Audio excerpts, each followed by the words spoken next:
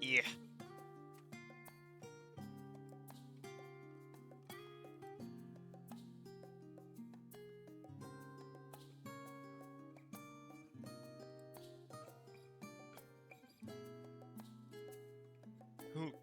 So, anyway.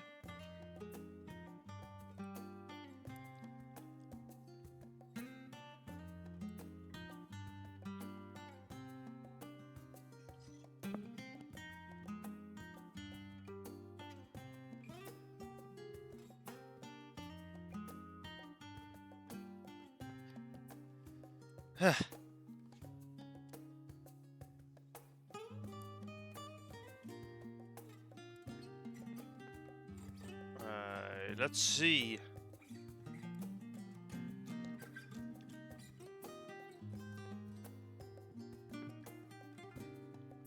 I need to swap tabs now, as per usual.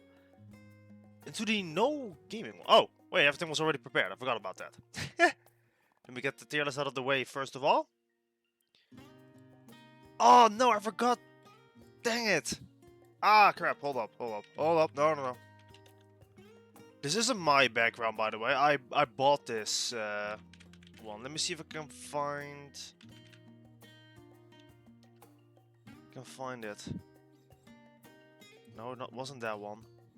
Yeah, I was supposed to look up the credits for this one. Dang, how did I... It's not this one.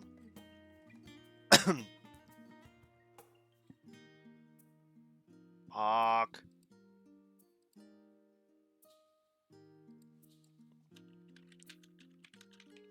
Maybe I can find it like this. I think this is the one. Yeah, I found it. I'm gonna put it in chat, of course. Oh no, that's not the one. I got the animated pack. Is it not available anymore, the animated pack?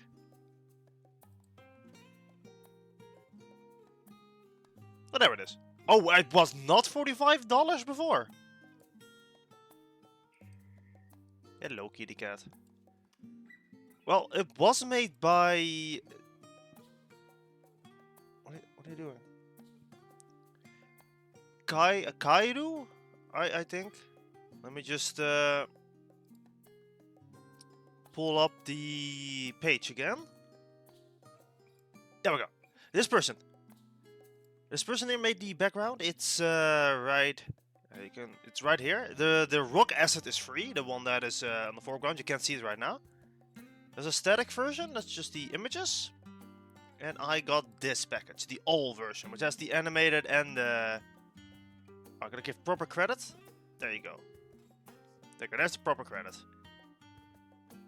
And there's their Twitter. See? There we go. Perfect. That was the one. The ad is back. I removed the ad, and it's back. Nah.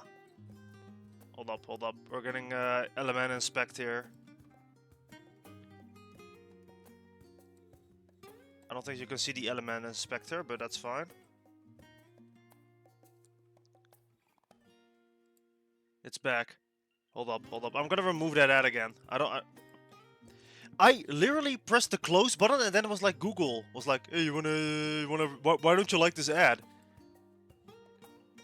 Apparently, AdBlocker can't see this one, which is kind of a problem. Get away. There you go. Now there's only an add button left.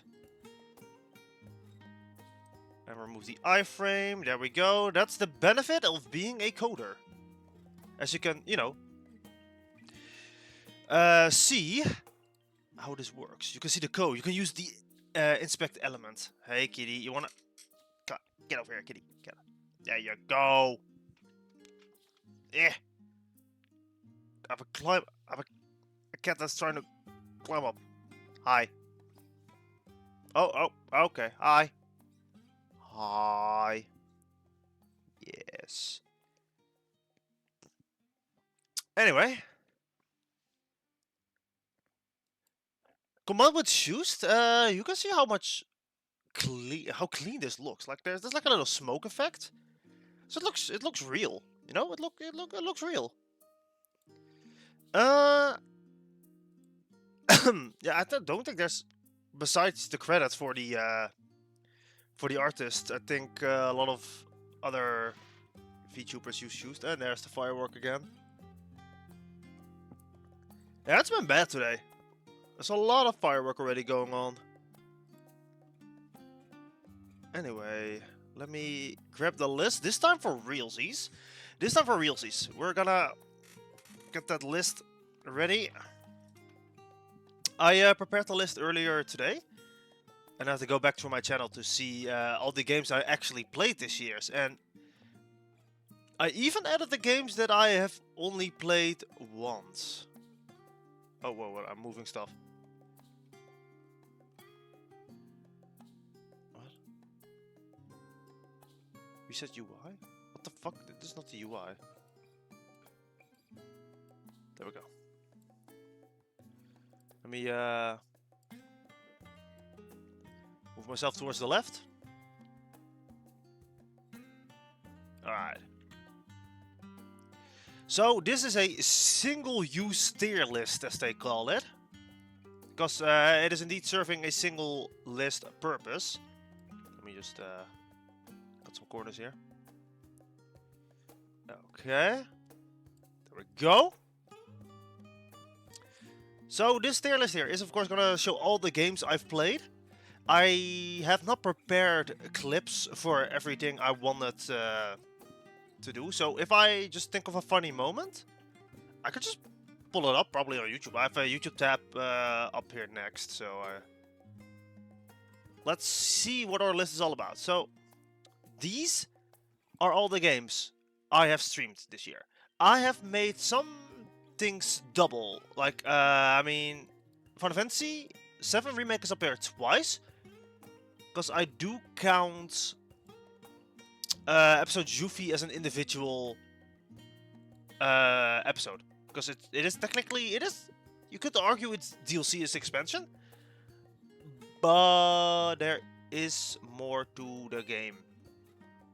There's like an actual new story and new stuff to do. So the gameplay is slightly different. So I'm gonna just I'm just gonna call it a different played game. Honestly, it's not a lot. I was actually honestly expecting more. And stuff like Sonic Frontiers, I've only played once this year, as it was the Final Horizon DLC. Yeah. It's actually in the wrong order, as I played... Pokemon Violet is actually the last thing I played this year. No, actually, Little Company is the last thing I played this year. It's the last new game. Alright, let's see. Well, first of all then, we got Crisis Core Final Fantasy 7. I'm not a nerd. I'm a snake.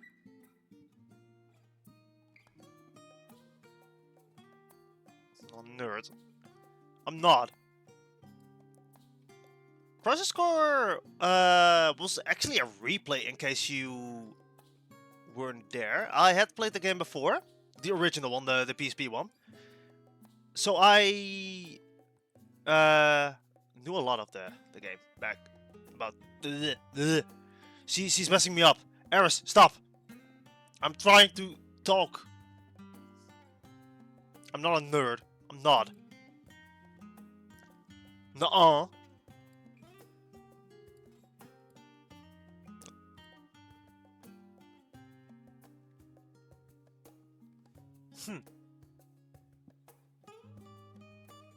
Now I'm angry.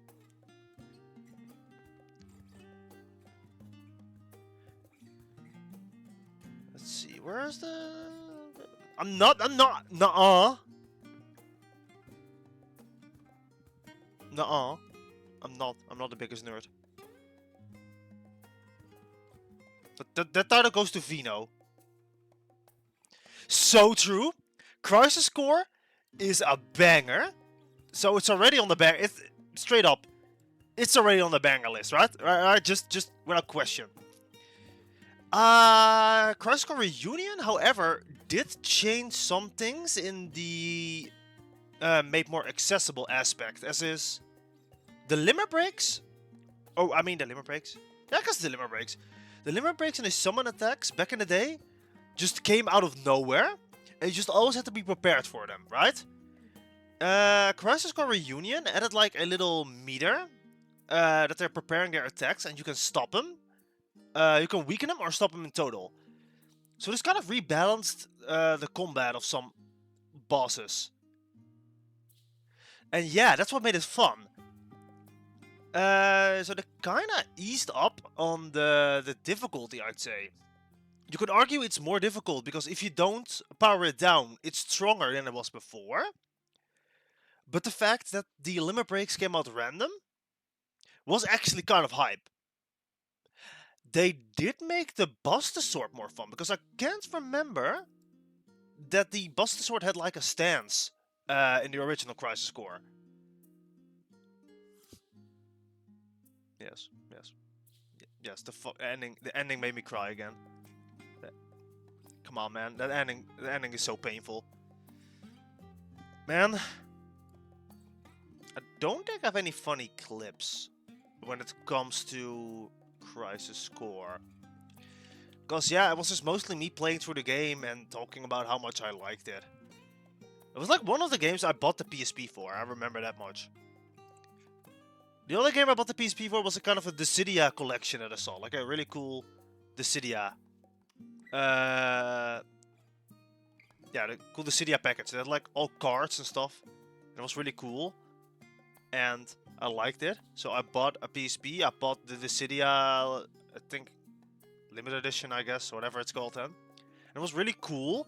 And I liked it. And yeah.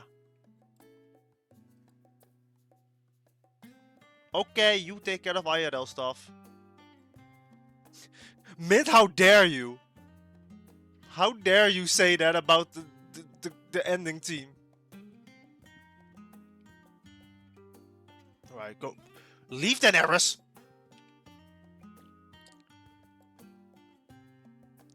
Yeah. Yeah, I really like Crisis Core. Crisis Core is such a banger game. It was also the first game I actually had Smallzul. Yeah. Yeah, that's the first time I had Smallzul up. I don't have Smallzul up right now. But it was like when I had the TTS. But there's actually only... There's really only one clip of this. Oh, you can see my mouse, even though I'm not even moving it here. No, not Smallzul, but Smallzul as in... There we go. Can I just enter the clip here? There we go.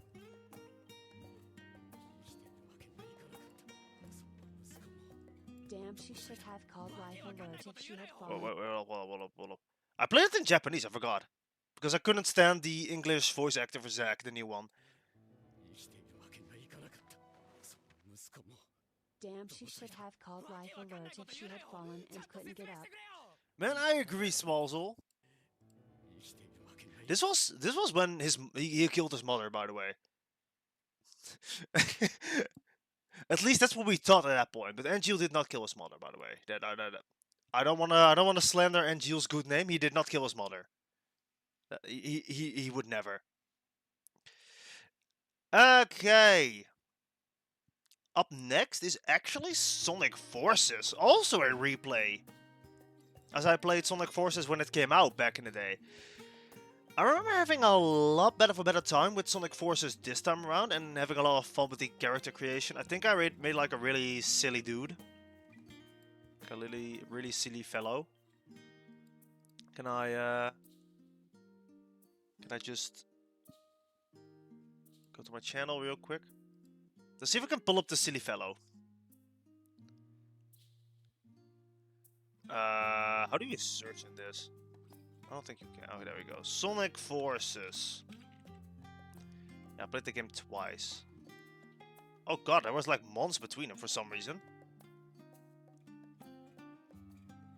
Sonic Forces is a game that is supposed to be really dark. You know? Really bleak, dark, and all that stuff. But in truth, it was really underwhelming. Let me just pull up the character creation. Resolution shenanigans.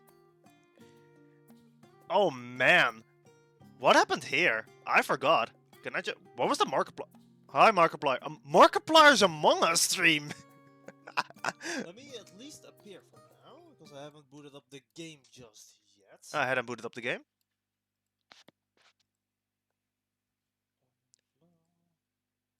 Yeah. I really need someone to learn me how to split the Discord audio. Oh wait, I'm green. I was green. Oh, I'm not supposed to be green. Let's see. What were the resolution shenanigans? We'll need to check the audio.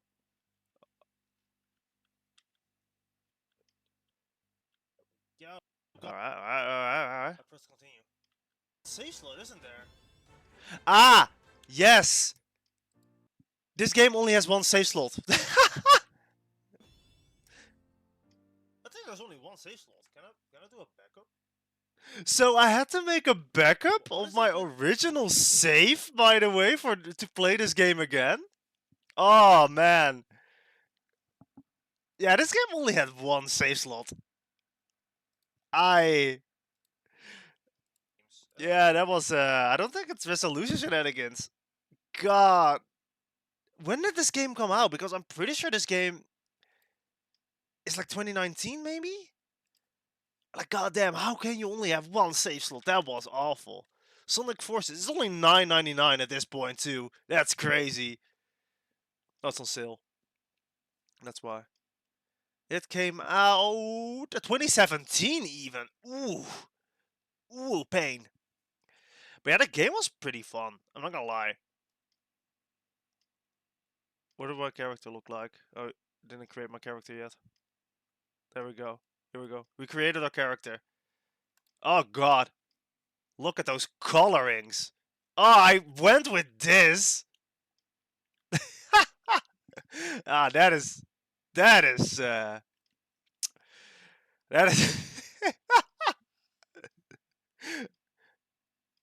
I give him a name? Oh, it looks great. Did I give him a name? Between these two.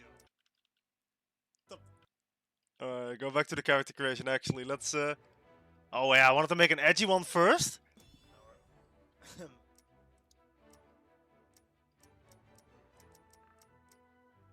What are some ridiculous colors though? Okay, I'm liking this so far.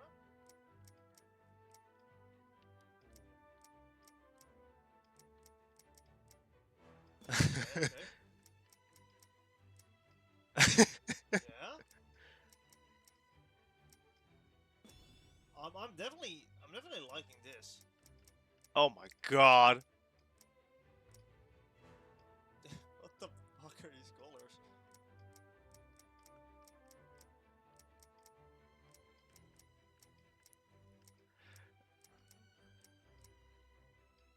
God, I'm really torn between these two. These colors are so awful, man. And then I probably gave him like an outfit at some point, right? Oh yeah. Yeah, there were a lot of disappointments with this game though. Let's start with the disappointments. Because they advertised every major Sonic villain to be back, right? They had like Chaos in the trailer, they had Zavok, they had Shadow. They even have it in a little picture, as you can see here. They had like Zavok from Sonic Lost World, Chaos from Sonic DX at Sonic Adventure. Metal Sonic, of course, just a regular occurrence. And Shadow was evil again and shit. And it had like Infinite. Infinite was so cool looking. And they had like Matt Mercer voice him. I'm pretty sure it was Matt Mercer because he always voices the cool guys. That's what he does. And I was like, whoa, it's gonna be sick. And Eggman is taking over the world, and it's gonna be super dire consequences. And then you don't fight Chaos. He just dies instantly. Oh, really? I give Matt Mercer too much credit then. Damn.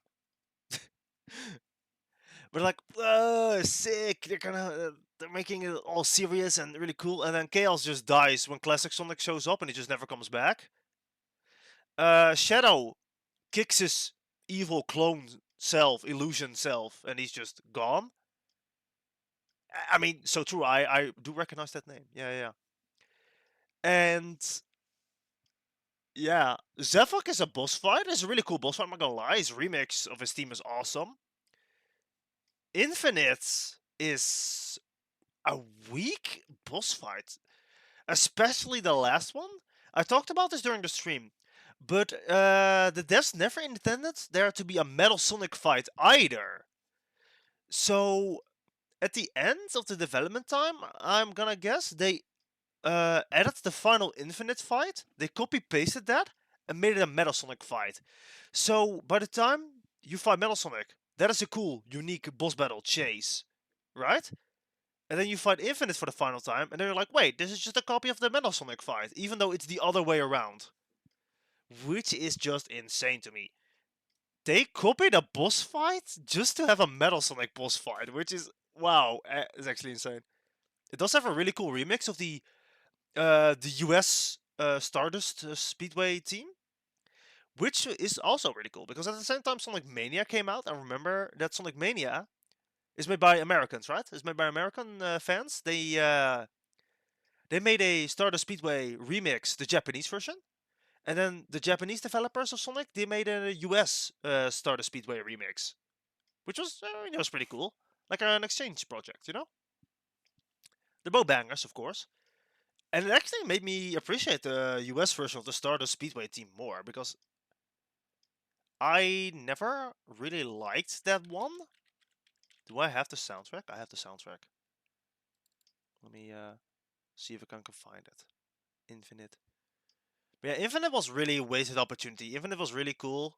And the fact that you beat him twice in the first two boss battles is kind of, I know people don't like being forced to lose a boss fight, I get that. But winning during the fight and losing during the cutscene is not it. That is just not it. Don't do that. Now let's see, where is it? I can't find it. Infinite, there it is. Yeah! Such a banger team.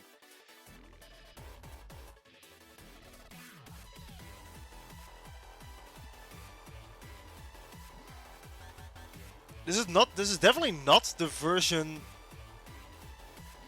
This is definitely not the version people know of Stardust Speedway, but this is the US version. If you ever heard of Sonic CD, the original game where this Stardust Speedway came from, you'll know that there are two different soundtracks.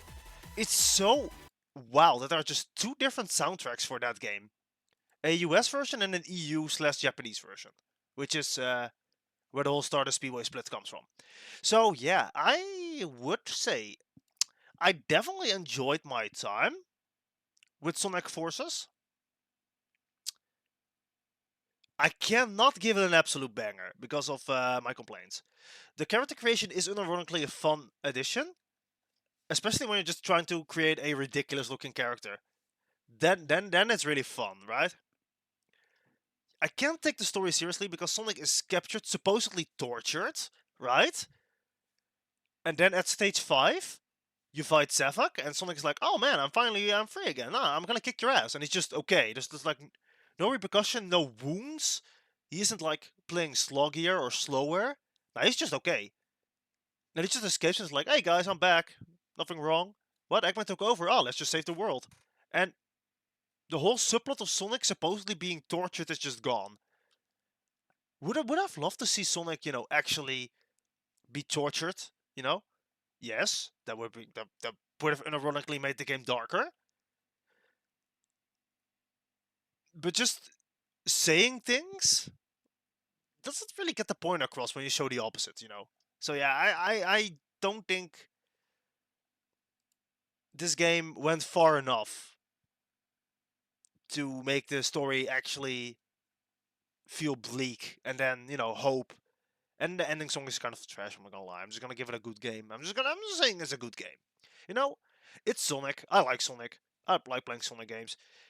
Even the bad ones are usually pretty fun. I haven't played Sonic 06, so I can't say if that game is actually the same deal because it could be just so bad that it's fun. It could be.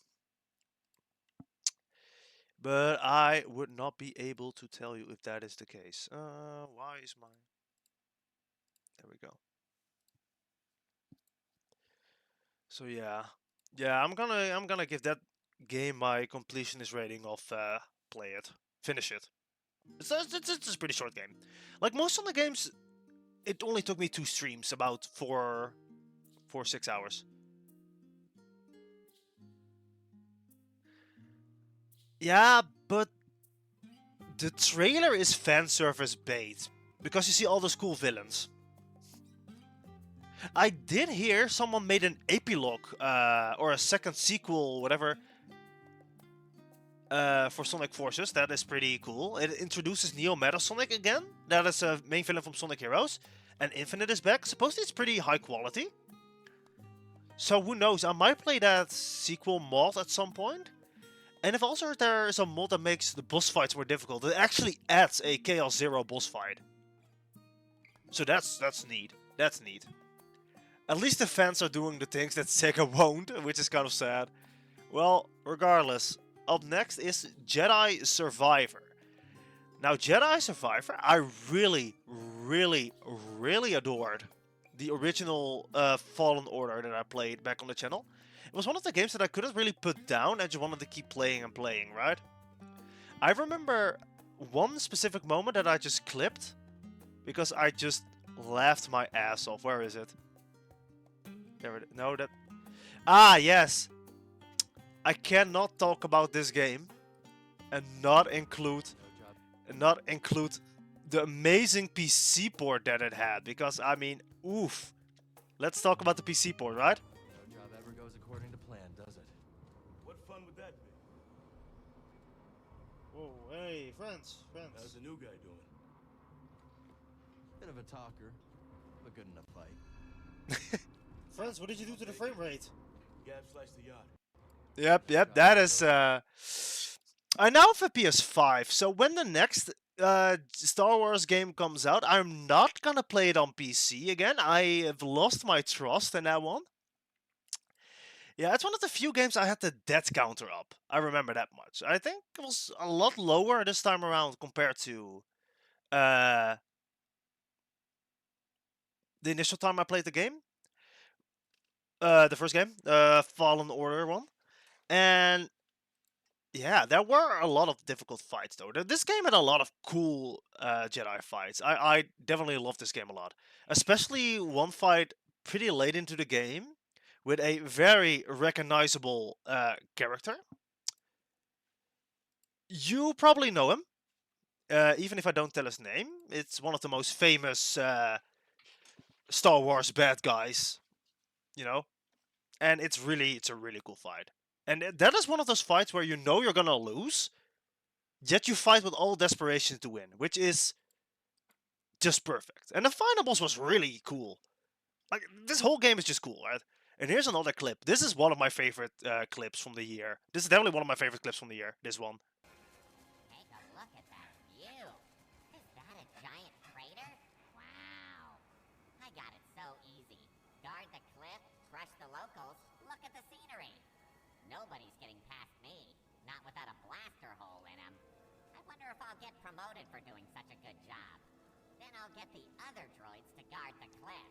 Oh, but then I won't see the scenery. Now that's a dilemma. I'm so sorry. I'm so sorry, man. Yeah, I droids are just... The fact that droids are back is just amazing. I love droids. I mean, I actually had to do it, Mint. I actually had to do it, otherwise I could not get past. Man, I love droids. Droids are just so funny. Droids are so incredibly funny. Yeah, this game, it definitely improved in every aspect. If I just rate it on the game itself, the game is just a masterpiece. Unironic masterpiece, absolute banger. The PC port is awful. I'll give it that. I should have waited. I should have actually read the reviews and waited. Or played the game on the PlayStation, if I was planning on getting it anyway. Which wasn't at this time. I did not have the PlayStation at this time. I am gonna give it an absolute banger. The game was great. Even if a lot of my... There was actually a point where some deaths just came from the FPS drops. I kind of didn't want to count those deaths because I felt like it was unfair, because this game is very much a Souls game, so you've got to respond. And if the frame rate drops, you know, that's kind of fatal in some of these games. But I counted them anyway. And I was really frustrated, of course, at those deaths because, yeah, I think that's just bullshit. But despite that, I had a really, really great time. The story is so incredibly good. I am loving. I love Jedi Survivor, and I cannot wait to see what happens in the next game, which is probably going to be the final of the trilogy, which is kind of sad. Now, Tears of the Kingdom came out, right? I played this game once on stream and finished it off stream, right? I played the opening act, the one part in the sky, where you first enter the sky after Grenandorf comes back. So I guess you couldn't really see much of my opinion back then. But after having played the game, I haven't really gone back to it after I finished it yet. I do want to go back, at least do more things. I'm not gonna collect all the Korok seeds again. I'm not insane this time. But yeah, that game I had a really good time with too. That is definitely a Game of the Year contender. Why is my cat being annoying? If you want to leave the room, then leave.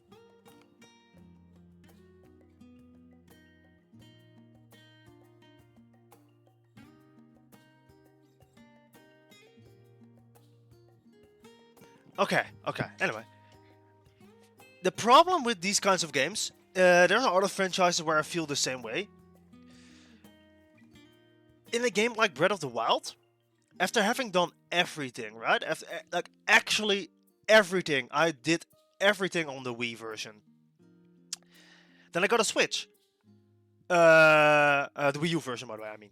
Then I got a Switch. I played Breath of the Wild on the Switch.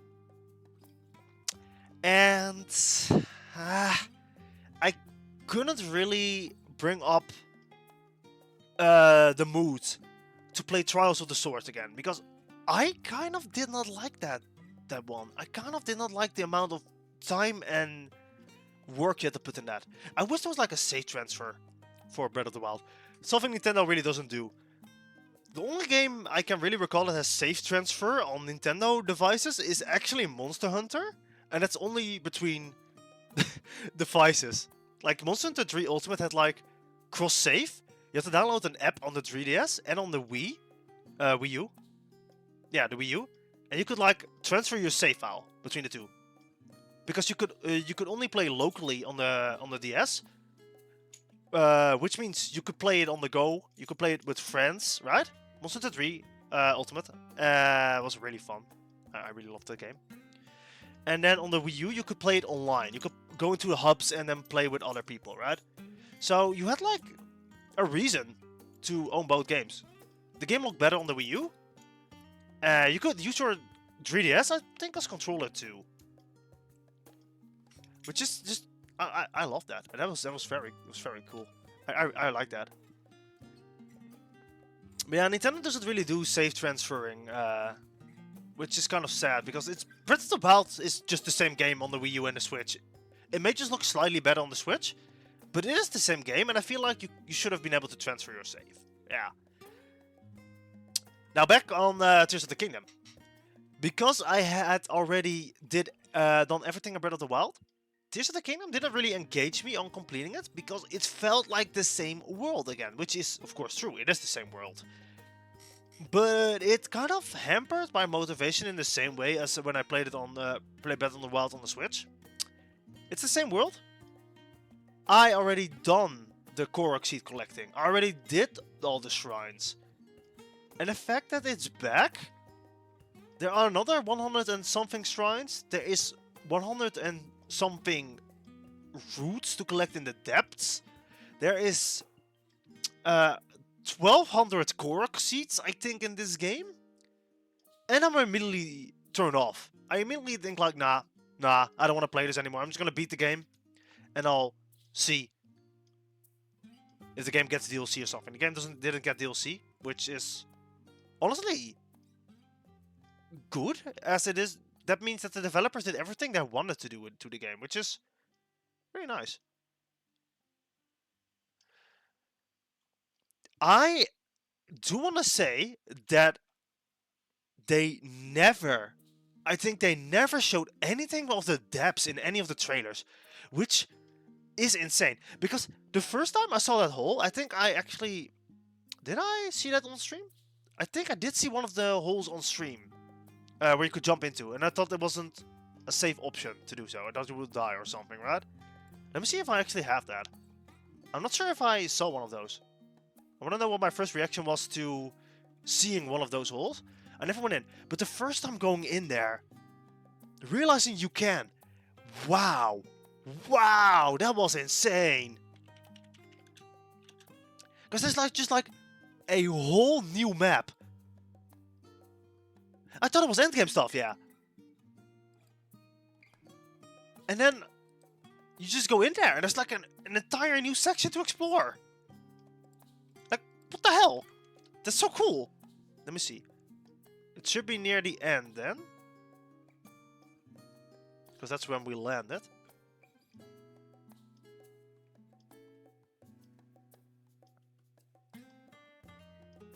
Let's see.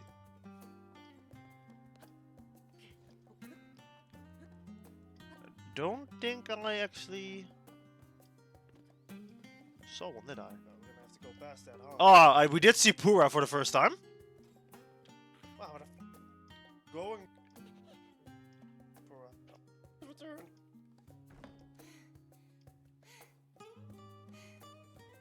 Oh god, she's hot again. Yep, that's basically everyone's reaction. Now where have you been? Linky, you're not a ghost, are you? Hey. That looks interesting.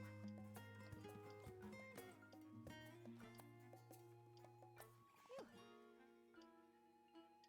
One step at a time. I guess she remembered that she looked way better in Age of Calamity. Exactly. Oh man, that's mean. That is mean.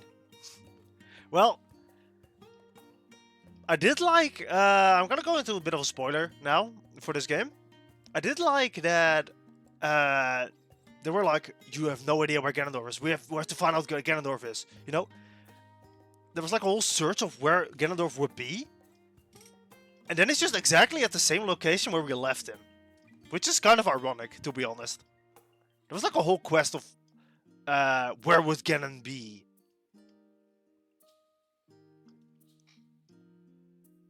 Yeah, that's fair. Well, anyway, despite having played the game off stream, it's definitely going into absolute banger. And despite what I said about not being able to complete it, ooh, yeah, it's definitely gonna be a low absolute banger. It's gonna be the low absolute banger because that game is just so creative. The things you can do with it, the things I've seen with it, and the fact that you got to fight another old classic enemy, the dragon. I forgot his name, Gleeok. Yeah, Gleeok. Fighting Gleeok is something I never thought I'd be able to do in a Zelda game because it was only in an old game, you know. Yeah. I do really like Tears of the Kingdom, especially the end game. I have never seen a Ganondorf that sick. That Ganondorf fight is... It's incredible. It's incredible. The music in this game is incredible. The temples are definitely an improvement. They look unique. They're not just divine beasts, all the same thing, with the same stupid gimmick. You could argue you have powers, items, temple items, because each character has unique ability you need to use for the puzzles. It's still to open, however, and I did the entire fire temple by simply climbing because I couldn't be bothered having to figure out how the minecarts properly worked. So I just climbed. Yeah.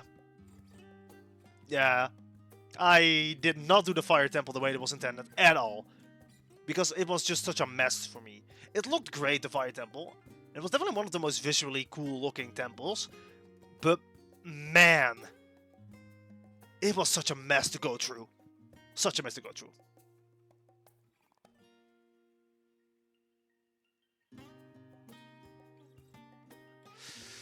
Yeah. I do like the game though. I can say whatever I want. I do like the game. I do like the game. Actually, the Murder Sonic's first here, because this was when I did the I think the second long stream I ever did. I think that was the second one. I think this was the second long stream, which was when we played multiple games. We first did the Murder Sonic the Hedgehog, which was a free visual novel type-esque game. I don't have any clips of this, but I don't think I need any clips of this. This was when we were the little murder investigation party for Amy's birthday, and the train was evil, you know, all that stuff. And it had like a cool little mini game where you had to collect rings. Think like Sonic did or something like that. I don't know, what would Sonic do? I think was the thing. You put like a little Game Boy, you play like a little Sonic Advance level or some shit. It looked like some GBA type graphics. It was really neat. And it was just a cute little game. It was like a 2-hour experience, and I really liked it. Cannot give it an absolute banger because of the shortness of the game. Because I had such a good time. I wish there was more. I wish there was an entire game like this because the art style was just great. I kind of can give it an absolute banger actually. I kind of can give it an absolute banger because no, you know what? I am gonna give it an absolute banger. I loved it. I really loved it. I absolutely enjoyed that, and I wish there was more. There needs to be more in that art style, because that art style is great. It's Blaze is back, which she just came from a different dimension purely for a murder party, which is just insane. I love that. That's great. Yeah, I loved it. I adored it. That is something I want to see more of. Maybe that's how they fix the Sonic games. But just making them all visual novels. And then hide secret gameplay. Haha. Yeah. We also played Power Wash Simulator. In that same long stream. Now, Power Wash Simulator is not really a game you can just, you know, say you like it or not. It's just a great-ass game. That's just all I can say. Power Wash Simulator is just really chill. It's really chill. It's such a chill game. The first time I played it was with Adaro and Povsky. And we went through the Midgar, the remake DLC package. So we just started cleaning up. And that's when I actually saw some of the models that were going to be in remake that I played later that same year. So yeah, that was really... it's actually not in order. I haven't really played a lot of it since then, but I do want to play more. Maybe even with Puff and Adro again. I think that would be really nice, because there's more DLC. Like there's like the big temple that people took hours to clean up with like the first nozzle for an achievement. I think that's funny. This game definitely looks fun, and I want to play it again, and especially when I play it again with friends. I did clean our garden alone afterwards, because I felt like, you know what, might as well play this game again. I was just cleaning like a backyard, and had a really great time. Yeah, Power Simulator is a fun game. It's a really fun game. And then we have Killer Frequency. Ooh, now this was a hidden gem. Killer Frequency was... I played that game initially on that long stream. I tried setting it up in VR, but it didn't really work because it was an app that was straight into the Oculus store, from the Oculus store. So I haven't really played it in VR yet. I do want to do that at some point, but I don't think I can possibly show that. Yeah, I can only do it through Steam, which was kind of sad because I wanted to play it in VR, but I still can play it solo in VR. Yeah, and I played that with Misty. So she was there to help me. We only got one thing wrong in our initial playthrough, which, damn, so close to the perfect ending. I still need to get the other achievements. The game doesn't look that hard to 100%, and I might just do that on at some point. It was a really hidden gem, and I kind of said at that stream that I didn't hope for a sequel.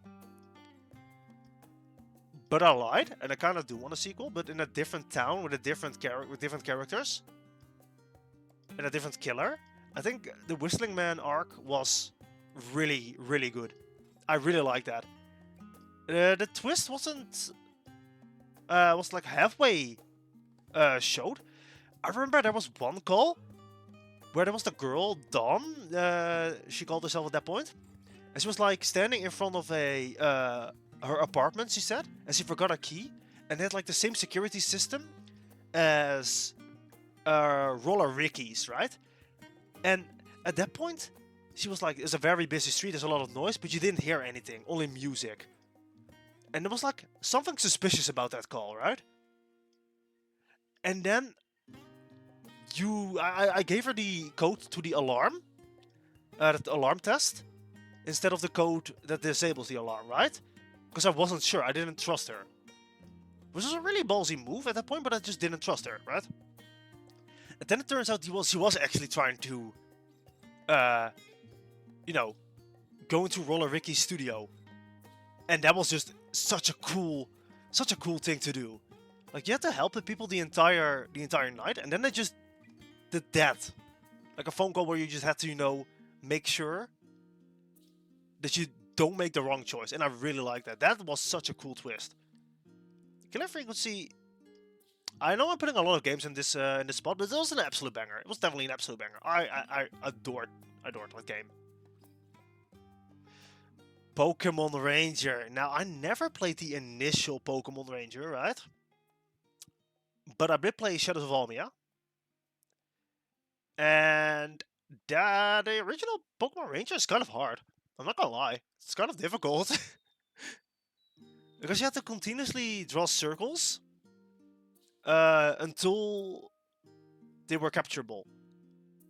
And then you have to let go, which sometimes didn't really work for me.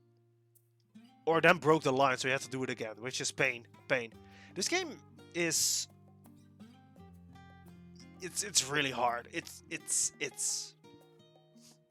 really hard, and not in a fun way. The game itself was definitely more Pokemon Ranger, which I did like. I'm gonna just say right now, I'm gonna put it in good game, because it is a good game. It's just really hard compared to Shadow of Almia, which definitely is easier in that aspect. It had a nice collection of Pokemon, but I didn't really have the drive to go back and 100% the game, sadly. Now, mint, Final Fantasy 16. Ooh, I think I should mute for a second while I... Nah, I'm just gonna... not gonna talk spoilers, because I really want people to play this game when it comes out on PC.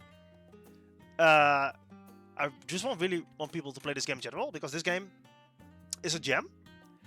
You could argue that the combat is not as great as Final Fantasy VII Remake, which I played later that year, and I do enjoy the combat in 7 Remake more. Final Fantasy 16 feels like kind of a Devil May Cry thing, where you're supposed to do as much damage as you can in a short amount of time with cooldowns. But you also want to make sure that the stagger bar is empty, so you do more damage. So you're gonna be like, you want to have the stagger bar depleted ASAP, and then do everything while they're staggered. It's a darker Final Fantasy game, which I think is a really good step. I did really enjoy the story, and naturally it's a Final Fantasy game, so you get to cry at the end. So that was definitely a good game. Icon fights were really, really cinematic in a good sign, but they were playable. It's not just a cinematic fight where you just press a few buttons. It's actually playable, and that was just insane to me too.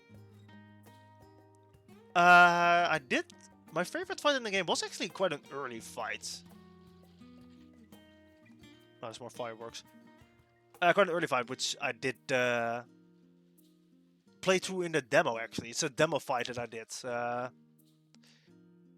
So you may know what I mean in that aspect. Well, besides that, I did really enjoy the time. I even played through it again on Final Fantasy mode, which was like the start of me playing games on more difficult modes, because I didn't really do that a lot before. But since then, I've played Final Fantasy VII Remake in hard mode too. I've started playing games in hard mode and kind of enjoying that. Actually, kind of started with Spider-Man. I played Spider-Man, Marvel Spider-Man 1 and Miles Morales on Steam, and thought they were going to be easy 100%. So I kind of, yeah, started playing hard modes when I played that game, and then kind of got into playing hard difficulty games, I guess. So yeah, I'm gonna put this in absolute banger naturally, because this is one of my favorite games of the year. I'm not sure which is gonna be my go-to yet. I might have to get at a game of the year at the end of all this. And it can't be Poke Park, because I mean, you know where Poke Park goes. I've already said it many times. I even did a duology stream for that one. I love Poke Park. Absolutely love Poke Park Wii. It's such a good game. I play it basically every year because it's a short and sweet game. And I just really like playing through it. It's such a fun game. I really absolutely love it. And I also played Poke Park 2. I always shit on the game because, I mean, there are things they changed that I don't like lack of minigames.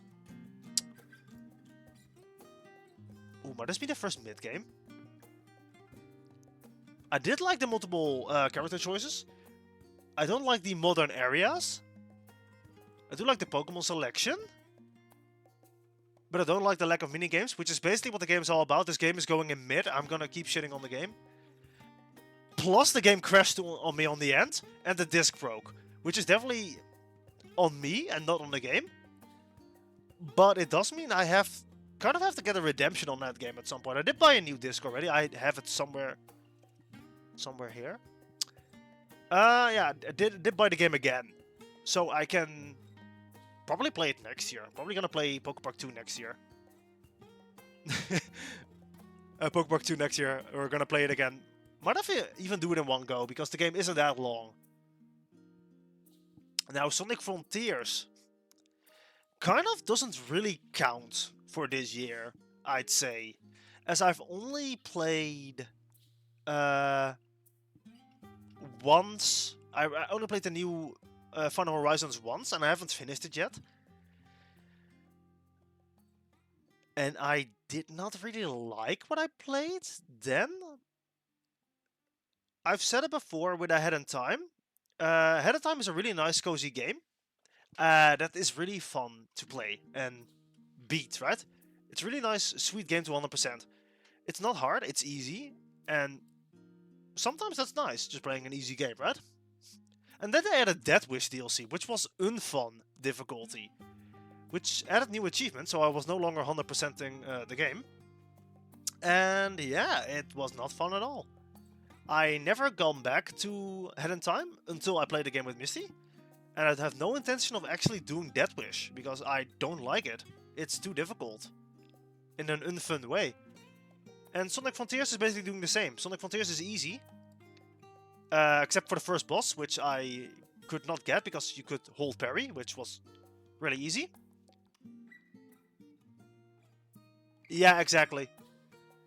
Except for the first boss of Sonic Frontiers, which I could not figure out for some reason, which was kind of awkward and really skill issue when I now think about it. But the game was easy, besides that. And it looked really flashy, well, really cool, right? So,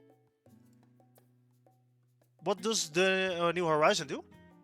They make it difficult, apparently. I haven't really gone through the entire thing yet, but they've made it frustratingly difficult. I've heard there's Eggman challenges near the end, which are basically impossible. I have no idea what that is all about. But I feel like I should now give it an I'm gonna give this is only the Final Horizon update, right? Play through it once. I am gonna finish it next year probably. So then I can give it a proper rating, I feel like. But for now, it's gonna go in the category. Yeah. Endwalker. Now, Endwalker isn't from this year either, but the post story is, and I played through the post story on stream as well. And yeah, I had a great time with the story. The story, the Final Fantasy IV story, was just so incredibly short but fun. They kind of dropped the ball at the end with the final dungeon. I will never like that dungeon.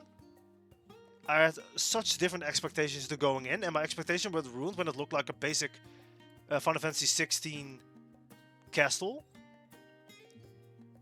Yeah, I am not a fan of that dungeon, that last dungeon. I really wanted it to be like a cool cyberspace-esque dungeon. Yeah, content-wise, it was kind of lacking. I've already said that. I mean, that's fair that you get fatigued, but I mean, we got Zeromus for that in the end, which was definitely a step up from Zodiac. I enjoyed Zeromus a lot more than Zodiac. I think my new favorite trial has gotta be Barbarisha, because it's just so insane. It's so wild, and it just feels different, because the phase 2 just goes berserk, just keeps slamming on the ground, keep throwing AoEs, just keeps going, keeps going. It's definitely one of the most Black Mage fights of all time. Yeah, I did enjoy the story of Post-Endwalker. Content-wise, not that much. I'm gonna give it a great ass game. Endwalker itself would be an absolute banger. I'm gonna give it a great ass game. Definitely a great ass game. If you're gonna play through Final Fantasy 4, you're gonna play through the after years too, huh? Right, Mint? You know, you do realize that, right? Yeah, see? It's only 10 bucks. Yeah. Just play the after years. Now Subnautica. I love Subnautica. Subnautica itself is already an absolute banger. And Below Zero was more of the same. I know it's a lot shorter. It's a lot tighter. Like map design is a lot stricter. Smaller, restricted. It's more like a claustrophobia type game in that aspect. And the Snow Fox is an actual piece of trash. It's a really bad vehicle. But it's more Subnautica, and I love Subnautica. I love Subnautica, man. Splatoon 3 was also not this year, I'm pretty sure. I am pretty sure. Splatoon 3 was actually last year, right? Yeah, you should continue Subnautica. That was last year. I played then this year it was just Splatfest. I played. Which, I mean, Splatfests are always nice. That's like the only reason I play these games at this point. I don't play the PvP because I just like the idea of Splatfest. I'm just really a fan of Splatfests. If the game was only Splatfest every month or so, had no PvP and occasional story DLC, I would have liked that. But for the people who do play a lot of Splatoon, I'm glad there's like a whole PvP mode for them instead of just the Splatfest mode. But yeah, Splatfest is always a great time. For example, I remember this moment. I think this was the chocolate Splatfest. Destroy. You got bald. Oh, feel my wrath for over 10 game loss streak. Feel my anger. Well, this is unfortunate. Oh. Yeah, 10 game loss streak. That sounds about right in Splatoon. The last Splatfest I played was, I think, the Halloween one, yeah, which was really one-sided looking, and nobody did the try Splatfest, only our team, so that's why we won, I'm pretty sure, because nobody was doing them. Then I missed, I think, a couple Splatfests. I spilled my water. Okay, I didn't spill my water. Okay. I think I missed a lot of Splatfests in the meantime. But I think there's one coming up. Splatoon. I did Splatoween and the Chocolate Splatfest. Yeah, I only did 2 of them this year. It's not. What is the next Splatfest? I think I did see There's a new Splatfest coming. Next Splatfest. I missed the fist bump one. Right.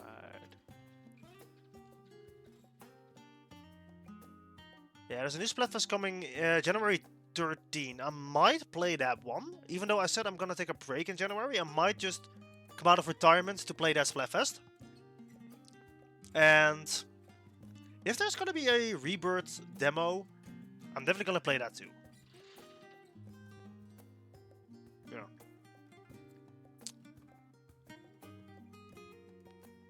Great ass game. Yeah, definitely great ass game. It's more Splatoon. It does have kind of the same thing as I said with Breath of the Wild. Having to start over every game kind of sucks. Because it was so close to level 50 in the original Wii U game. Kind of sucks that I have to start over. Having lost all my weapons. I kind of wish there was like a weapon transfer too. Like all the weapons you own from Splatoon 2, you get them. Instead of just the 5 gold tickets. Which is, in hindsight, not a lot. It's not a lot, really. I kind of just hate starting over every time. That's why I never play Call of Duty, because that will be awful. Can't imagine. I have to start over every single game, every year. Now then, Spookies. I played Spookies. I finished this time around, actually. I played the second part. Because I played it years ago. I played the first 500 floors and I finished the game this year, finally. And I liked it. I really did. I was scared, even though the game is really cutesy. Especially the mansion part. Can I pull up the mansion part? How silent I was? Can I just... Spooky. Spooky Days here. Is this the one? That should be it. I am thinking of playing it again next year during Halloween, and then doing one of the DLCs, or maybe both of the DLCs. We'll see. Let's see. Oh, banger music. Oh dear God. Did it hurt the deer? No! Oh yeah, it was in the other mic that time. Oh dear God! Oh dear God! I did not hurt the deer! What do you mean locked?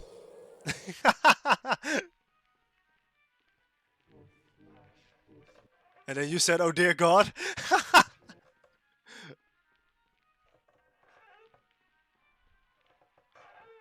I thought he was friendly until you hurt the deer. But I That think was that's clearly like her not friend, friendly. Tears or some shit. Oh, then we have our buddy. Oh, wait. Can I look for that guy? There he is. I'm glad you didn't forget me. You know what? Maybe I was too harsh on you. Maybe I should have just stayed close. Maybe you're friendly. Maybe you really are. Maybe you just don't like when people run away from you. You know what? That is actually a valid. Are you getting faster? I feel like you're getting faster. I don't like that actually.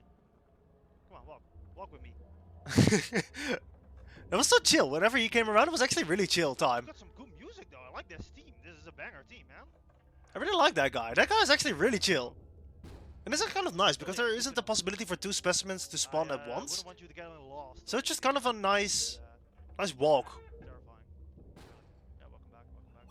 Oh, hey, you like the snow cone? That's a good snow cone, isn't it? Probably not gone too far. Otherwise, you might get angry with me. And then you had like the water part, I remember. I hope this is the right door. Otherwise, I feel like. Yeah, this took quite a long time to get through.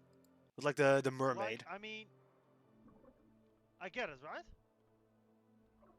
But hear me out. You better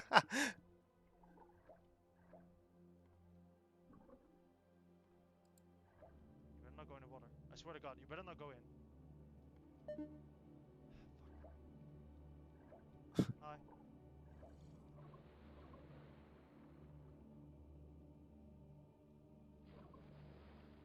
Yeah. Bitch. You bet.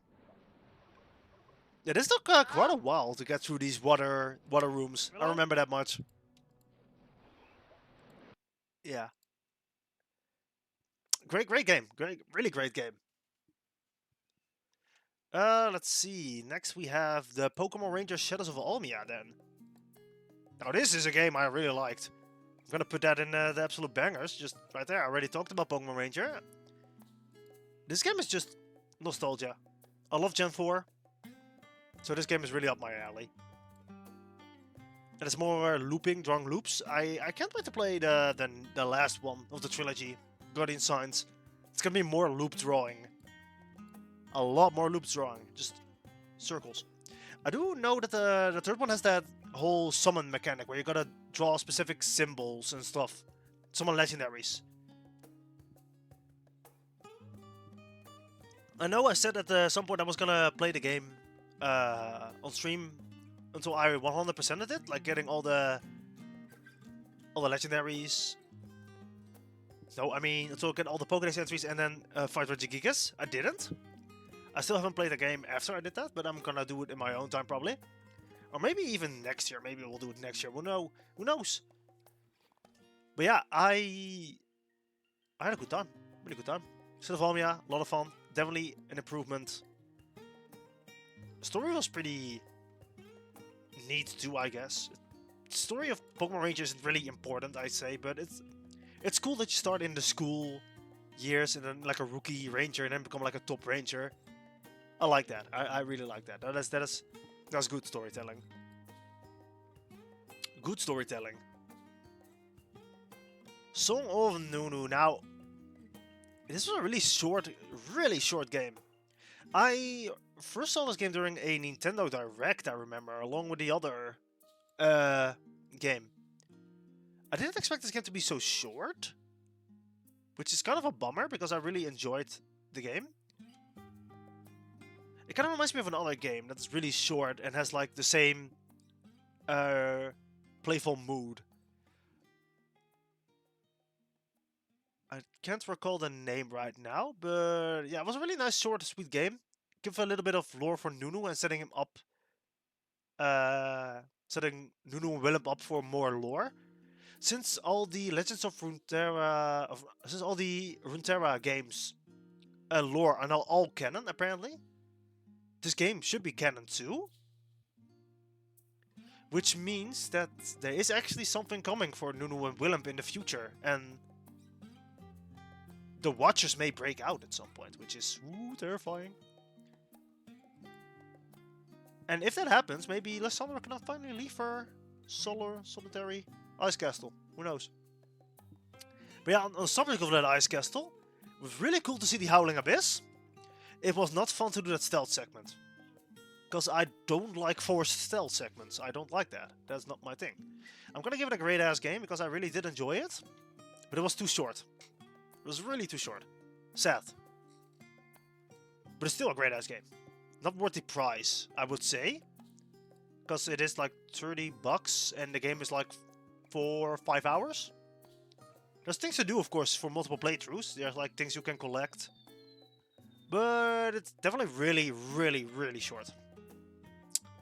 Now, Monster Camp. Monster Camp is always a good time. Monster Camp is just a really fun game to play with friends. And there's more than enough VODs for Monster Camp to go through to really show you how much I really enjoyed that game. This game is just so fun with friends. It's one of my go-to party games. Yep, definitely. It's the game I usually play with the Rose siblings. Now, Tangle Tower. Tangle Tower was another really short game I played. It was because of Puff that I even heard of the game. And it took quite some time to play it, but I eventually did play it. I really like the art style. I like the characters, especially the characters were really cool and unique.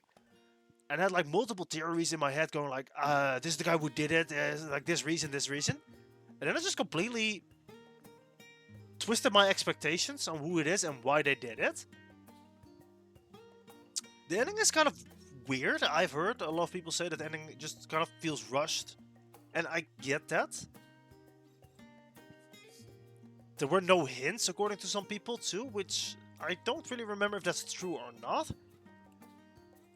But I did really like this game. It was a really nice game, really nice art style, really good dialogue.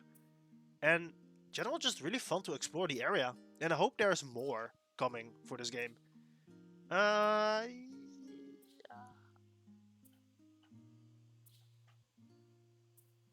There's quite a lot in Absolute Banger. I'm just really easy to please in that aspect with games, you know? I'm gonna give it a great-ass game, though. Should I? No. No, I'm praising it too much. It's getting an absolute banger. Now, Remake. Remake might be my go-to, even though it's not even a game from this year.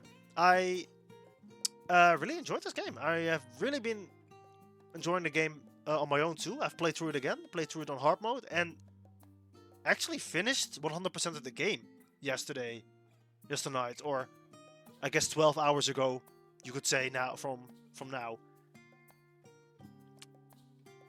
Yeah, I enjoyed it. I really enjoyed it. Yeah, the combat just feels so good. I remember I was talking about it in our Discord too. How there was like a guy on the forums, the Steam forums, who said like, in my honest opinion, the combat is horrible, right?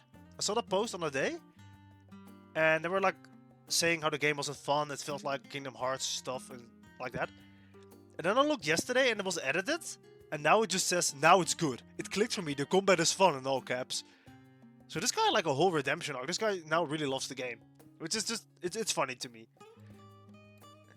And having now really be able to continue the Final Fantasy VII Mythos, as at the time I only played Crisis Core back in the day, and now I get to play Crisis Core, I get to play Remake, I soon get to play Rebirth, which I'm really excited for. I could just play the original. But at this point, why should I play the original when I could just wait for Rebirth? Because Rebirth is gonna make or break the remake series, let's be honest. If Rebirth does some controversial change that people don't like, it might be over for them. Because Remake, people didn't really like the plot ghosts, right? Because they are forcing the original story, which could be an allegory for the fans not wanting any changes in the remake. Which is really funny to me if that's true. If that's the reason why they even added the plot ghosts.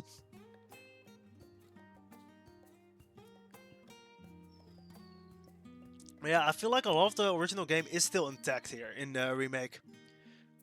They even kept some of the ridiculous boss designs, which is why I hope that we get the dinosaur tractor in the next game. Can I actually get a picture of him? Because not a lot of people know about this. I learned this from video game Donkey, actually. Yeah, there he is. Heavy Tank. Can I get a picture of Heavy Tank up? There we go. This guy. This guy's gonna be in Rebirth. This guy's gonna be in Rebirth. Oh my god.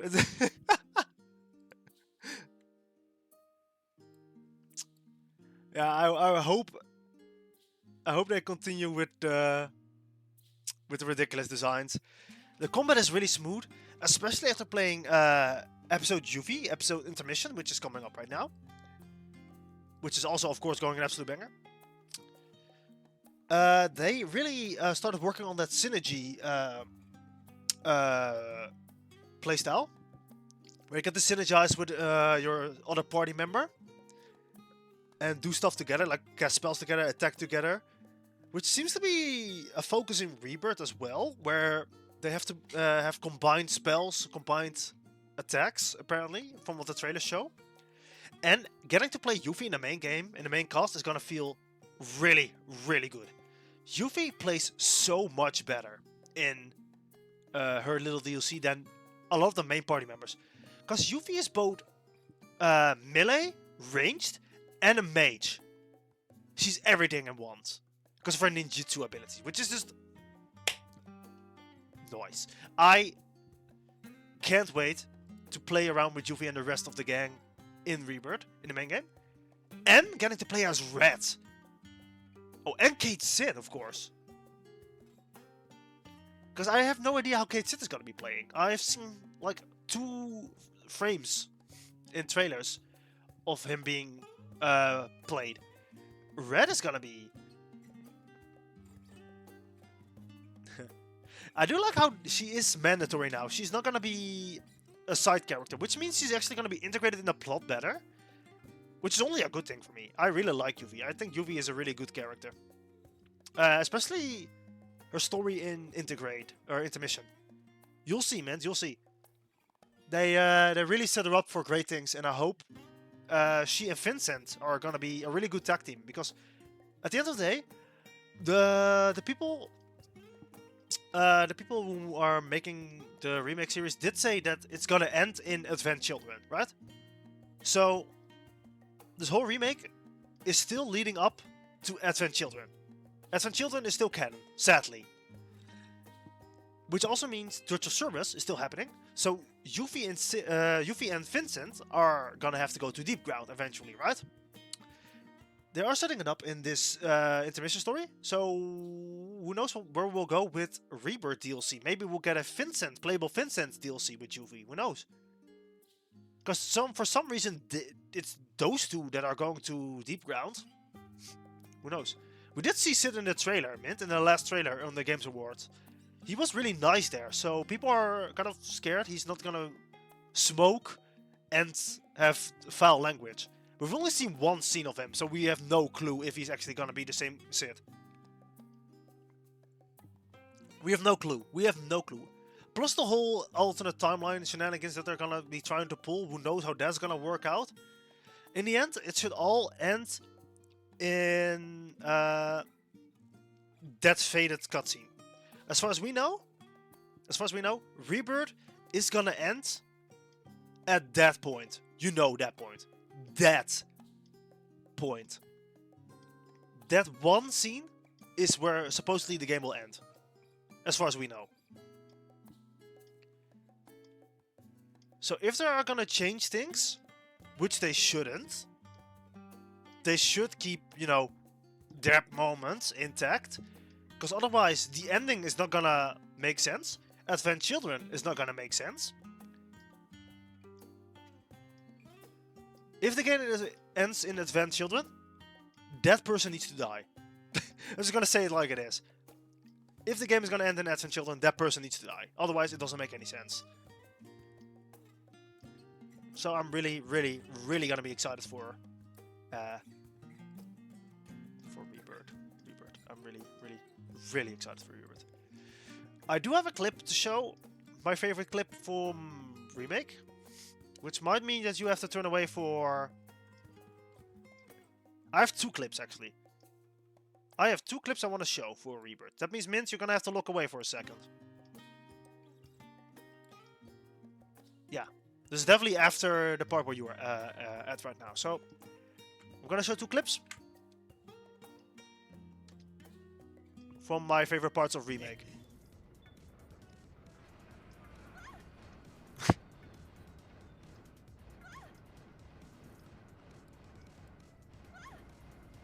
Bet the edit. Bet the edit. Just bullying Aerith is so much fun in the game. And I have another one. I have another one,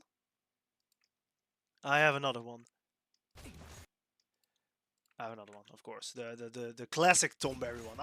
This is like... Ow. Don't overdo it. No. Just the instant stab. Yep, that is seems about right. Just, I love the fact that I switched and no questions asked. He immediately switches target, just stabs instantly. I love that. I absolutely love that. So yeah, Rebirth is Remake Rebirth, really good. I'm gonna have to order these games afterwards because we have got two more to go. Got two more, which of course is Lethal Company. That game has really boomed, really boomed the streaming and YouTube algorithms for everyone, and I can see why. I had been wanting to play that game for so long, then finally getting to play that game with Adaro and Q was really fun. And I hope I get to play it more with the Rose Siblings because I adore this game. No sounds? No, I didn't get it. For the company! For the company! For the company. I was so evil, man. So evil. Oh, the VOD is still up, so you can see the comments. Yeah. Well, absolute banger. Naturally, this game, absolute banger. It's really a fun with friends game. It's like Monster Prom. It's just the same with. It's not the same with friends. And now we have the controversial one. Oh, the final one. It's Pokemon Violet. Now, Pokemon Violet, you might know me as a avid hater of modern Pokemon. I played Legends Arceus, and I really had a great time, despite how the game looked, despite how the game functioned. I would definitely put that on absolute bangers, right? Really good time. I did not have a good time with Violet when I started. I picked Weedcat as my starter because I really liked Weedcat. I thought it was an adorable design, and I wasn't sure where it was gonna go. But when I got Meowscarada, I was really happy because Meowscarada is really cool. But I had a bad time because Bug-type was the first gym. And I have this problem with a lot of Pokemon games, where the starter I like is really bad for the first gym leader. And usually, I manage to power through. Why? Because I grind.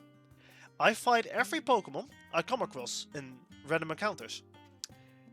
This game does not have random encounters. Legends Arceus, I did not have any trouble with because I also fought a lot of Pokemon, right? I did not fight Pokemon in Pokemon Violet. I was underleveled. I could not simply force my way through the bug gym. I had to level. I did not want to level because it was the 12 the long stream. I didn't want to level. I forced my way through the bug gym some time. Kept failing. Didn't really like that. And wanted to quit the game. Which is just really bad on my end. Doesn't mean the game is bad. It's just that you have to adjust. Which I did not do. And I started hating on the game, even though there was terror rating right there. I started terror rating. Really enjoyed terror rating. And then suddenly, I got candies. I could level up. I could force my way through the bug-type gym. After that, I had a really good time. But I did not think it was a wise decision to make the game open world. As in, you could go fight the ice gym leader for all they care. Because there is still an order to these gym leaders that they do not really say. I think there should definitely have been a recommended level marker somewhere on the map in each area. I don't think it's smart to have kept the game so open and so vague. I think there's something that's definitely necessary for the next Pokemon game. Yeah, they really should have done that. I think that would have made my experience better and didn't have me rely on chat to keep telling me where I should go. Because I just didn't want to be stuck again, like the bug gym leader. However, I did enjoy the game. I even found a shiny without a shiny charm, and then did not catch it because I missed it. Do we have the clip? Mint, do we have the clip where I missed the shiny? Let me see. Pokemon. No, go back. Pokemon. Wait, where is it? Oh, clip so much. Yeah, wait, where is it? I thought it was... Was that a clip? Oh, there it is. Can we get my shiny mishaps? Elephant horde. I even noticed the elephants. I said elephant horde.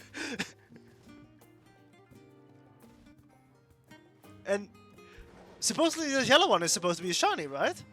Well, I was simply thinking it was a gender coloring. I thought it was a gender coloring because some Pokemon have a slightly different color when they are a different gender. I have learned from this mistake, and now check every Pokemon I believe to be shiny. Which happened in the last stream. I think I can pull up that clip. That's not a clip, actually. I've learned from that mistake. Where's my... Back to Twitch. Video producer. You were mad at me? Oh wait. Mad if so, I'm It's sorry. doing double sounds. There we go. Alright, here we go. If you're mad if so, I'm sorry, but I don't seem to recall it. So right here, right? Right here. We finally caught this horse. It's supposed And I was about to end stream. And then I just saw this. Are you shiny? For some reason, the completely different coloring just did not register. I just did not see it. For some reason, I just could not... My head, my brain, could just not see the difference at first. Even though it was so obvious. And then of course, entering Area 0, I found the shiny Braviary and all that stuff. Like, after that, I was really paying attention for shinies. And shinies seem to be so common in this game. Especially after you complete the decks. You just get shinies on shinies. All in all, I enjoyed Pokemon Violet. Which is actually why I'm gonna give Sword and Shield a chance next year. Somewhere. Next year. Gonna give it a try. Which I'm gonna hate more than Violet. I'm gonna hate that game so much more than Violet. I already know it. I'm not gonna have a good time when I play that one. That game is probably gonna go in A tier, right? No, wait. Go back. Well. So base game Violet is going good game. It's going in good game. I'm not gonna put it in great ass game. I'm not gonna give it that praise. The DLC, however, I went through the DLC, Teal Mask and Indigo Disc, and oh man, Teal Mask is okay. It's okay. It's a good DLC. It introduced Okerpon. I like Okerpon. Introduced Carmine and Kieran. I did bully Kieran, right? I bullied Kieran, alright? And it definitely happened. I definitely bullied Kieran. And in Indigo Disc, I did it again. I bullied Kieran again. This doesn't mean that I hate Kieran as like an actual character progression, right? Because, unironically, more Area 0 is always good. Oh god. More Area 0 is always good, right? And in the end, I really did like everything what Indigo and Teal Mask did together. And they kind of did it again. The original Area 0 original Area 0, sorry, Away Home is never, ever going to be topped. I think that is, unironically, the best thing a Pokemon game has done. After Distortion World, of course. After Distortion World was just... chef's kiss. Indeed, the lack of any battle facilities. Just bring back the Battle Frontier at this point, man. I'm just so tired of it, not seeing it. I'm gonna put it in great ass game because of the DLC. It's gonna be a very high standard. It's gonna be a very high standard to ever beat that kind of storytelling. Area 0 in Indigo Disc, really good.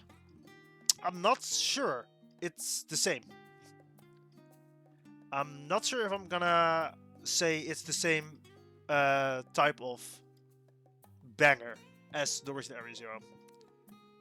I'm gonna show you one more clip. Before we start sorting all these. Because the final clip I want to show you is, of course, this is the picture I took with your sister after I beat your ass. And this is you after you lost. And this is me flexing my win. And this is the picture I took with your sister after I beat your ass. Yep. I did not let Kieran rest. I did not let Kieran rest at all. That was raw. It was necessary.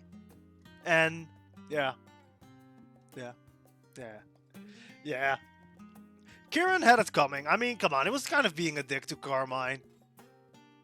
And actually, I am not the only one, apparently, who made jokes about Carmine abusing Kieran. Like actually violently punching him. I think it's just something that she, her attitude towards Kieran in Teal Disc really shows her to be a very hostile sister. I don't think she actually physically abuses him, of course. That's all part of a joke, right? But just the way she looks at Kieran with her little angry hands shaking like that sometimes. Yeah. I think a lot of people had that idea in mind. Like an overreacting Carmine, of course, not an actual Carmine that does it like that, right? But yeah, I did enjoy the DLCs. I did enjoy the DLCs. I would even say that I enjoyed the DLCs more than the base game, except of course Area Zero, Away Home. Now then, we have one game in and we have one game in mid, so those don't need ordering. I don't think I'm gonna have to set them on any different spot either. It's a good game where I am debating.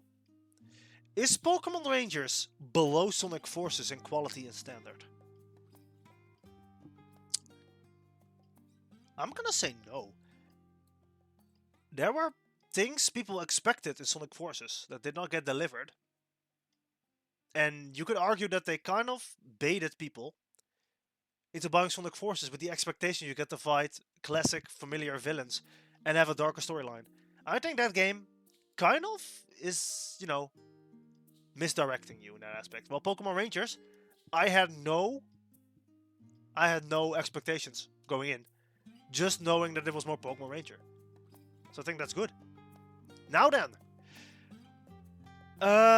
great ass game.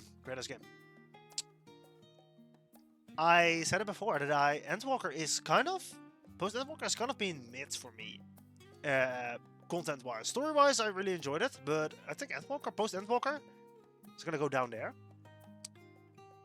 Splatoon 3, I don't know really.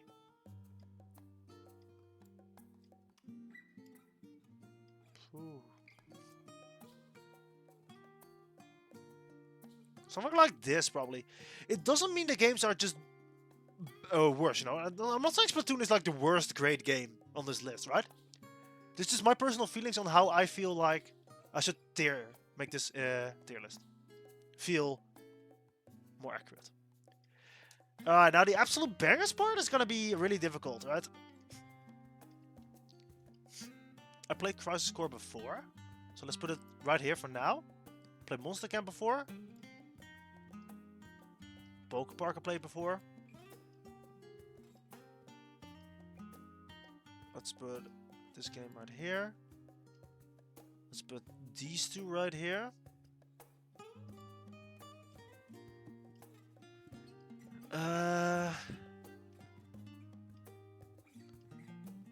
Let's see. Now then. There's gonna be the part where I have to order these games, which is gonna be really difficult. I'm not saying Monster Camp is the worst one I played this year. Definitely not. The worst banger. But it's a game I already played extensively. Just like Poke Park Wii, I've played extensively. So these two really don't count in that aspect towards this this list. Now, well, Pokemon... No, I played Crisis Core, of course, too. And I really completed it this time, which is different, but it made the game easier because of getting over-leveled. So yeah, I'm gonna put it right there. Pokemon Ranger is above Crisis Core. Yeah, I think this is these bottom rows right here. That's right. I feel like that's accurate. I enjoyed all these games, but I played them before. So I feel like this is right. Subnautica, I really enjoyed Subnautica. I really did enjoy Below Zero.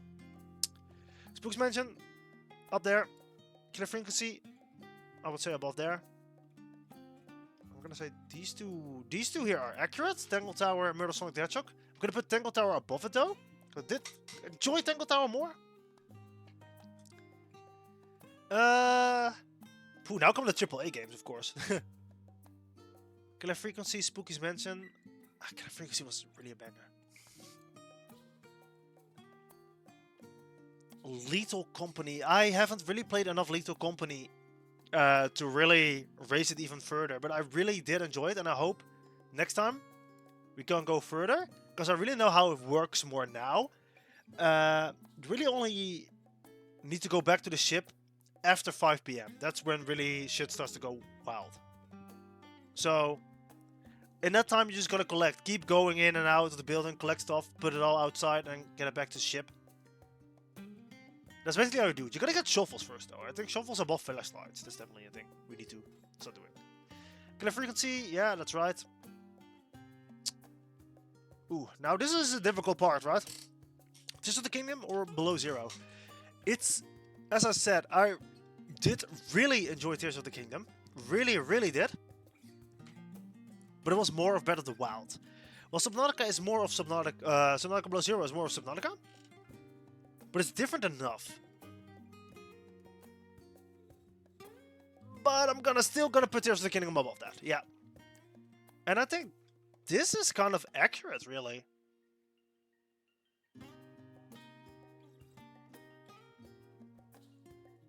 No. I think Final Fantasy 16, despite what I said about the combat being a bit more shallow compared to Final Fantasy 7, I think Final Fantasy 16 is my game of the year, really. My personal game of the year. The ones on stream, right? My streamed game of the year. Let's say it like that. I think this is the final list. I think this is right. And I said it before, Episode Intermission is above Remake because it definitely improved upon the Remake, and it's a lot more... It's faster in a good way. Like, it's faster combat in a good way. But yeah, I think this is the final list. Yeah. No, this is it. This is definitely it. So this is my final list. Absolute bangers is, of course, full of absolute bangers that I do recommend playing. And, you know, every game on this list is definitely worth playing. It's just that some games are, you know, more fun. I feel like I should have been able to at least note that Sonic Frontiers is we're talking about the final update, and Endwalker is, of course, post-Endwalker. I feel like I should have been able to clarify that. I should have just put like a little text on the image, maybe. But those are specific situations. Post-Endwalker and the Final Horizons for Sonic Frontiers, which I haven't played, so I can't really rate that one. So yeah, that's it. That's the list. That's all I have then. I think I'm done then. I don't have anything otherwise planned. I just thought, let's make a list of the games that I played this year and see how far we get. And yeah, I managed to talk my way through this for like 2 hours almost, which is really good. In that case, I'm gonna go on and say that this is the end of the streaming year, really. Yeah, then I'm done. I'm done for now. January will be quite empty, as I will be taking my brumation break, my brewmate. I'm gonna chill, gonna relax, and